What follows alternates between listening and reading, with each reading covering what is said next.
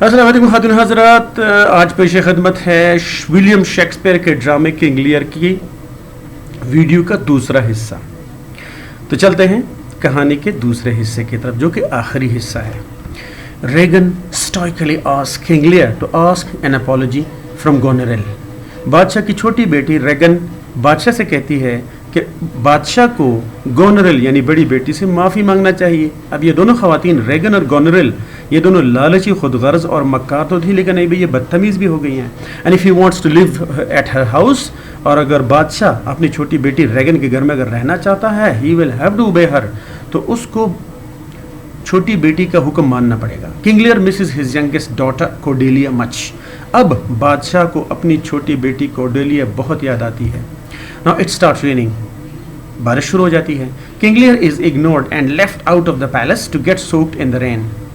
किसी ज़माने का, अपने इलाके का, अपने मुल्क का ताकतवर बादशाह शाह लियर, अब दोनों बेटियां उसको इग्नोर कर लेती हैं, नज़रअंदाज कर लेती हैं और महल के बाहर उसको बारिश में भीगने के लिए छोड़ देती हैं ये दोनों बेटियां। खेस takes King Lear into a jungle. उसका ज़ाती मुलाजिम है बादशाह का खेस, वो बादशाह को जंगल में ले जाता है। And arranges for his stay in a cottage called Dover castle, और वहाँ पर उसको एक इमारत जिसका नाम है डोवर कैसल, उसमें बादशाह को वो ठहराता है। Case then moves to France to inform Cordelia of the bad treatment and condition at the hands of the two elder sisters. अब केस सीधा जाता है फ्रांस में बादशाह की छोटी बेटी कोर्डेलिया के साथ, जो अभी फ्रांस की मलिका होती है। और कोर्डेलिया को ये केस बताता है कि किस तरह उसकी दोनों बड़ी बहनों ने उसके वालिद का बुरा हाल कर दिया है, उसके साथ बदसलूकी की है। Cordelia ask her husband king of France. Cordelia अपने शौहर फ्रांस के बादशाह से कहती है to assemble his army and attack Britain to teach her sisters a lesson. अपने शौहर से कहती है कि अपने फौजें इकट्ठी करो और वो बरतानिया जाकर अपनी दोनों बड़ी बेटियों को, बड़ी बहनों को सबक सिखाना चाहती है। Now the king goes mad, and ख़राब हालत की वजह से बादशाह ज़हनी तवाज़न खो बैठता है, बादशाह पागल हो जाता है।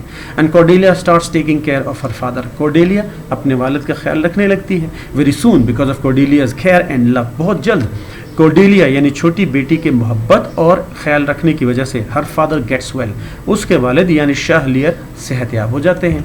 Now in the neighbourhood of Britain there live the Earl of Gloucester. Britain के यानी बरतानिया के पड़ोस में ग्लोसेस्टर का नवाब उसका इलाका होता है। A very good friend of King Lear, जो कि बादशाह लियर का एक बहुत अच्छा दोस्त होता है। The earl has two sons. इस नवाब के दो बेटे होते हैं। एन इलेजिटिमेट एडमंड, एक उसका नाजायज़ बेटा होता है जिसका नाम होता है Edmund, and a legitimate one, और एक जायज़ औलाद जिसका नाम है Edgar.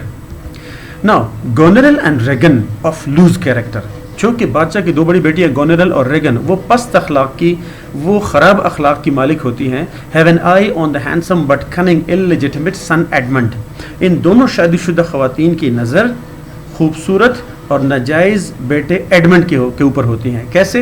Both of them want to have an affair with Edmund. ये दोनों इस एडमंड के साथ मोहब्बत का चक्कर चलाना चाहती है, अफेयर बनाना चाहती हैं। The trio Edmund, Goneril and Regan combine their forces and attack Cordelia's army। अब ये तीनों बदतमीज़ लोग, ये जो नेगेटिव कैरेक्टर्स हैं, एडमंड है जो कि अर्ल ऑफ ग्लोसेस्टर का नाजायज़ बेटा, गोनेरेल एंड रेगन जो कि शाह लियर की बड़ी बेटियां होती हैं, ये अपनी फ़ौजें इकट्ठा करके कोर्डेलिया यानी छोटी बहन के फ़ौज के ऊपर ये अटैक करती हैं, हमला करती हैं। कोर्डेलिया इज़ डिफीटेड, कोर्डेलिया को शिकस्त होती है। And she and her father are imprisoned by Edmund. अब उसको यानी कोर्डेलिया को और उसके वालिद यानी शाह लियर को कैदी बनाकर लाया जाता है। कौन इसको लाता है? एडमंड। एडमंड इन दोनों को कैदी बना लेता है। Now Edmund kills his step brother.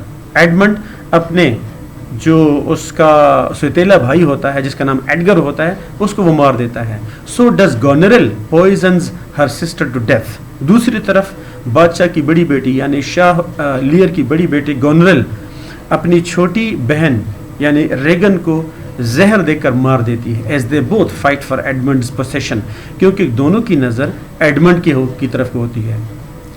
Now, Goneril's husband, Duke of Albany, suspects and find out his wife's faithlessness towards him.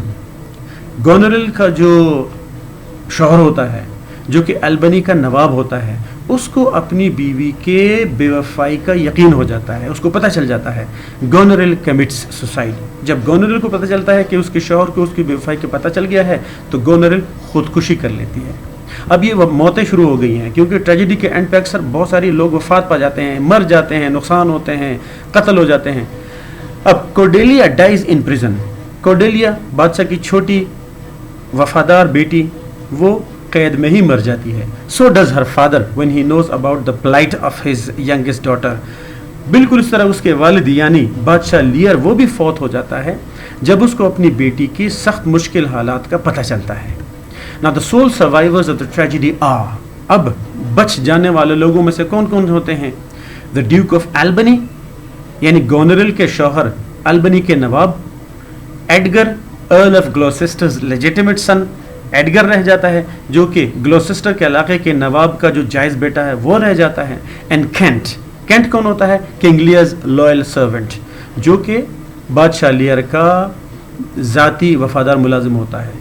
اب یہ تینوں رہ جاتے ہیں, ایک ہے ڈیوک آف ایلبنی, ایک ایڈگر اور ایک Kent. The three set together to run the kingdom. اب بادشاہت چلانے کے لیے یہ تین لوگ رہ جاتے ہیں.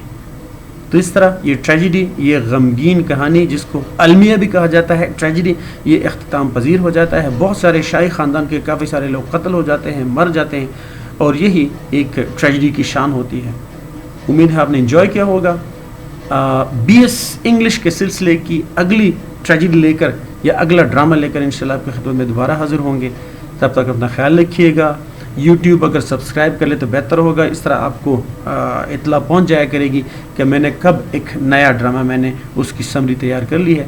اپنی دعا میں یاد رکھیے گا, کامنٹس میں لازمی اپنی رائے دیجیے گا.